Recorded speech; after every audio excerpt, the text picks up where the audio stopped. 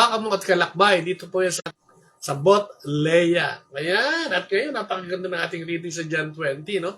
Dahil ngayon ay Easter Sunday. At I hope lahat tayo ay nakapagsimba, no? Dahil dito sa Easter Sunday, sineselebrate natin ang muling paggunita, ang muling pagkabuhay ng ating Panginoong Kristo na naging sanhi ng kaligtasan para sa lahat, no? Eternal salvation ang ginong-offer dito. Hindi lang basta kaligtasan, ano? Kundi yung kabuuan ng kaligtasan ay pinagtagumpayan ng ating Panginoong Kristo, no? Ngayong araw na ito, no? Makikita natin sa first reading pa lang. Dahil sa first reading, ito yung sinasabi sa Acts, no? Yung sinasabi ng mga alagad kung paano pinili si Jesus, kung paano pinadala si Jesus, kung paano napatunayan ni Jesus ang kanyang pagiging dakila, pagiging Diyos niya sa kanila, no? Dahil ito yung Acts, ay sinulat ito pagkatapos na ng muling pagkabuhay ng ating Panginoong Kristo, no? Kaya ang galing. Tapos sinasabi nga dito sa ating salmo, no? This is the Lord that the day has made. Let us be glad. Diba? Tayo matuwa. Sapagat ang Diyos ay talagang tumupad sa kanyang pangako. At ang ating pananampalataya bilang mga Katoliko, no? Tayo mga Katoliko, ito yung Paschal Mystery na natapos ng ating Panginoon. Yung kanyang pinagdusahan, no? Dahil sa pagtubos sa ating mga kasalanan. No? Yan yung passion, death, and resurrection ng ating Panginoong sa Kristo na siya rin nagsimula, no? Kanyang muling pagkabuhay nagsimula ng ating pananampalataya sa kanya sa simbahan, simbahang Katolika. No, ang ganda tayo sinasabi, sa simbahan ngayon, may sinindihang Paschal Candle, no? Ano ibig sabihin ng Paschal Candle ito? Paggunita ngayon, ano? Ng muling pagkabuhay ng Panginoon, no? Na siya'y talagang nagpakasakit, no? Siya'y namatay, ngunit muling nabuhay sa ikatlong araw para sa ating lahat, ano? Ang purpose nito, para sa ating kaligtasan. Ang ganda-ganda. No? Kaya ang gospel ngayon, di ba, yung si Mary Magdalene, ang unang araw ng linggo, sabi nga sa gospel, ay pumunta doon sa libingan upang bisitahin ang ating Panginoon. Ano? At doon nakita niya, nakarolyo na yung wala na yung tabing ng bato na nakatakip sa libingan ng Panginoon. No? At nung tignan niya, ay wala doon ang Panginoon. Pero nakita niya doon yung mga ginamit, no? Yung kayong lino na ginamit sa ating Panginoon, yung pagtakip sa mukha, nakaligpit ng maayos na maayos. Kaya may isang kabanata pa dito na tinatanong niya yung gardener kung nasan ang kanyang Panginoon o yung si Jesus, no? Pero ito sa tagpong ito, no? Si Mary Magdalene ay pumunta, no? Sa mga apostoles at ibinalita ito. Maraming version kasi ito, muling pagkabuhay, no? Ngayong araw natin sinasabi, pinapunta si Maria ng mga anghel na tatagpuan niya sa Galilea at pinabalitang magkita-kita sila sa Galilea. Pinapunta sa mga apostoles at magkita-kita sila sa Galilea. Doon sila kakatagpuin ng ating Panginoong Kristo. So, unang pagkakataon mula nang siya ay mabuhay. Kaya nga, sinasabi din, no, kanina nagsimba ako at sinasabi nga nung pare, ang unang naging evangelist o yung evangelization, nagsimula nito ay si Mary Magdalene daw. No? Kaya siya yung inutusan para magsabi sa ating sa kanya mga alagad o sa mga alagad, no? Yung 12 o 11 na lang dahil nawala na si Judas, no? Na muli ang nabuhay ang ating Panginoon sa Kristo. At pinaniwalaan naman niya nila. No? Actually, si Pedro at saka si Juan ay nagunahan pa nga sa pagpunta doon sa libingan ng Panginoon at napatunayan nila na wala na at muling nabuhay nga ang Panginoon. At siyempre sa succeeding stories, makikita natin yan sa gospel reading natin, ano, itong susunod na linggo naman, ay kung paano sila tinatagpo ng Panginoon at mga panibagong adventures nila with the Lord. Ano? Matutungkayan natin kung tayo magbabasa ng Biblia ngayong linggong ito. No? At yan, ano ngayon yung sinasabi nga, pagpapatunay, muling pagkabuhay. Tayo, no? In the past few days o years, no, ang dami nating hang up. Ito lang, itong mga nakaraang buwan, ano? Andiyan naggera ang Israel at mga Palestino, no? Sa Gaza, etc., no? Nagkagulo, no? Recently, nagkagulo sa Amerika, no? At ang Iran, no? At napakalaking gera nito, no? Na nagbigay ng malaking problema sa ekonomiya ng maraming bansa o baka buong mundo nga, ano, dahil sa gera yan ng Estados Unidos at ng Iran. Nakakainis dito sa atin ang politiko, ang korupsyon, di ba? Ang flood control, ang dami, no? Ang impeachment, di ba? Kung ano-ano. At parang punong-puno tayo ng kamatayan, ano? Dahil marami sa atin, ano? Ako, isa ako dun eh, nanggigigil, bakit nagkakanito, bakit nagkakanyan. Ang dami tanong, di ba?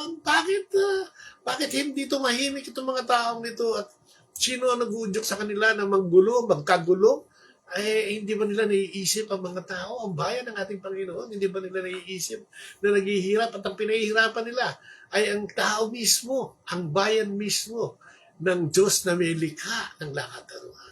Pero ngayong araw na ito, siguro, sa paggunitaan, no, naalala ko lang na siguro ito na no, nagkaroon ng muling pagkabuhay, ano, sa gitna ng mga gulo na yan, sigaret na yan, galit, inis, no, pagdaramdam, no, yung emosyon natin, ano, silakbo ng damdamin, parang pagbibigay ng kamatayan, no, sa ating buhay pisikal, o minsan spiritual, dahil nga sa mga gulo ito. Pero ngayon sinasabi ng Panginoon, sa simula pa ng reading, no, yung sa gawa, sa salmo na sinasabing, this is the day that the Lord has made.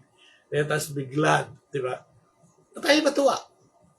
Kung ikaw yung nakakakinig pa, narinig mo pa ako, di ba? Tayo buhay pa, ibig sabihin. Ako buhay pa, nakakapagsalita pa ako para sa ating Panginoon. Kaya, ano ibig sabihin ito? Buhay pa tayo, no?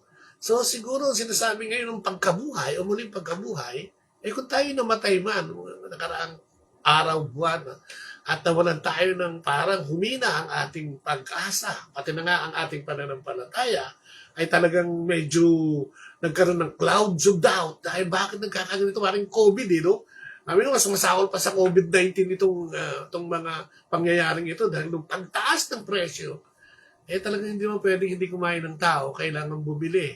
Hindi ka naman pwedeng hindi bumili kahit anong presyo. Magkamatay ka naman sa gutom. So, parang, sino ba ang sisisihin sa lahat ng ito? No? Sino ba? Nagtuturoan no? Nagbubusuan, sino ba ang may diferensya dapat sisihin? Pero ngayon nakikita natin na buhay pa tayo. Ang paggunita ng muling pagkabuhay ay isang symbolic yan, na huwag tayong mawala ng pag-asa. Na nandiyan ang Panginoon at laging nakatingin sa atin. Sa ating kapakanan, no? Para sa ating kasiguruhan, no? Na kailangan lang nating sumampalataya at manalig sa Kanya upang makamit ang muling pagkabuhay na ito, no? Na ngayon parang namamatay sa kasalukuyang panahon. Parang ito yung paggunita na buhay natin muli. Yung ating entusiasmo, no? Sa pagharap sa buhay. No? Buhay natin muli yung mga yung mga sama ng loob, yung mga magagandang alaala natin, buhayin natin yung pagkikipagkaibigan muli, baka may nakagalit tayo. Yung muli pagkikipag-usap sa mga taong hindi na natin kinakausap, Yung mga bagay na talagang tinatalik na natin dahil sa galit at git-git, Namamatay ang buong pagkatao natin dahil sa mga kaisipang ito, Dahil ngayon, mayroon kang hindi kinakausap dahil sa mga sigalot na nangyari sa buhay mo o buhay natin. Ito yung parang sinasabi ng Panginoon, kalimutan mo na yan, di ba? Sabi nga nila, huwag ka daw masyadong magpakaseryoso sa buhay dahil wala pang naligtas dito, Wala pang naligtas, sobrang seryoso sa buhay kasi lahat naman tayo ay darating doon sa punto na magkakaroon tayo ng kamatayan at makakamit ang kaligtasan ng Panginoon kung tayo ay nanalig sa Kanya. Kaya parang sinasabi, muling pagkabuhay, let us rejoice dun sa araw na ito at sa araw-araw na binibigay sa atin ng Panginoon. At marahil, ito yung sinasabi at naguhod dyan din na kalimutan na natin yan. Past is past. Harapin natin ang bukas na may kagalakan dahil may Diyos tayong pinakikita ngayong araw na ito. May Diyos tayong naririyan sa tabi natin at muling nabuhay. Paggunita na lang ito. Parang sinasabi, ang Diyos ay nasaan? The omnipotent, the omnipresent, and omniscience God. Nang lahat sa Kanya ay nandiyan. Ang kailangan lang natin, maaaring ito, ay paggising din sa atin, sa ating pagkakatulog, sa pagkamatay ng ating pananampalataya sa Kanya, kung kaya kung minsan ay nagkakaroon tayo ng pananaw na masyadong makamundo, na parang nawawalan ng pag-asa. Sabi ng Panginoon, huwag kang wala ng pag-asa. Nakita mo ngayon yung paggunita, itong 40 days na to, kung ano yung mga binasa natin, na ang nangyari sa kanya mula nung Biyernes hanggang Sabado at muling pagkabuhay niya ng Linggo, ng umaga. At sabi niya, no, narinig ko rin kanina sa misa, bakit nga ba umaga na buhay ang Panginoon? Bakit hindi tanghali? Bakit hindi hapon? Bakit hindi gabi? No? Sabagat sinasabi nga, kasi nung pumunta si Maria doon, Mary Magdalena, kung ilalarawan mo, ito yung madaling araw pa eh. Pabukang liwayway. Bakit nga ba? Sabagat ito yung symbolic din. Nagsasabing, ang madaling araw ay simula ng araw. No? Ang madaling araw ay simula ng liwanag. No? Ang madaling araw ay simula ng muling pagganap sa ating gawain sa araw-araw. No? Muling pagsasabi o pananampalataya. No? Paglalagay ng pananampalataya, no, natin sa ating Panginoong Diyos. No? Parang dyan nagsisimula lahat sa umaga, di ba? Kaya pag maganda nga ang umaga mo, tuloy-tuloy yan hanggang maghapon eh. Pag nasira yung umaga minsan, ako parang ang hirap bumawi, ano ha. Pero pag umaga maganda, ay lahat ay kay ganda. Kaya sabi ni siguro ng Panginoon, ano man yung mga nangyayari sa atin ngayon, ay, taas ng presyo, naku, nakakapanggalit. Ano, mga pang-korupsyon, pagnanakaw, gera, at ano, parang ang mundo'y talagang nalukuban na ng diablo. No? Hindi pala totoo yun. Dahil ang Diyos ay nandyan at hindi nagpabaya kailanman. Amen? Yan ang ating pagninilay at kailangan natin magbalik loob sa Panginoon. Erase, no? May mga history na kailangan nating balikan dahil matututo tayo, pero yung mga history na ikagagalit lang natin, ano? Huwag tayo maging historian, no? Na ikagagalit lang natin. Itaas natin sa ating Panginoong Diyos at umasa sa Kanya na ito'y magkakaroon ng lunas at kasagutan sa tamang oras at panahon niya. Yan, amen. Like and share, huwag niyo kalimutan. In the name of the Father, of the Son, of the Holy Spirit. Amen. O nga po, Panginoon, patawarin mo kami unang-una sa lahat. Aming pagdududa, ng mga nakaraang panahon, sa mga panahon na ito, na talagang napakagulo ng aming paligid at ng aming mundo. At pinanggigigilan namin yung mga taong may kagagawa nito. Patawad, Panginoon. Ilisin mo kami at hugasan, baguhin muli ang aming pananaw bilang simbolo ng aming pagsuko sa iyo dahil sa araw na ito'y pinatutunayan mo ang tunay na pagsama mo sa amin sa araw-araw at hindi kami magkakaroon ng anumang sigalot sa aming buhay o malalaking suliranin kung iaalay namin sa iyo ang aming buhay.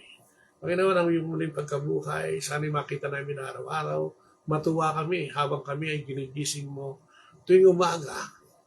At nananalangin kami na sana'y patubayan mo kami ng iyong Espiritu Santo sa paggabay nito.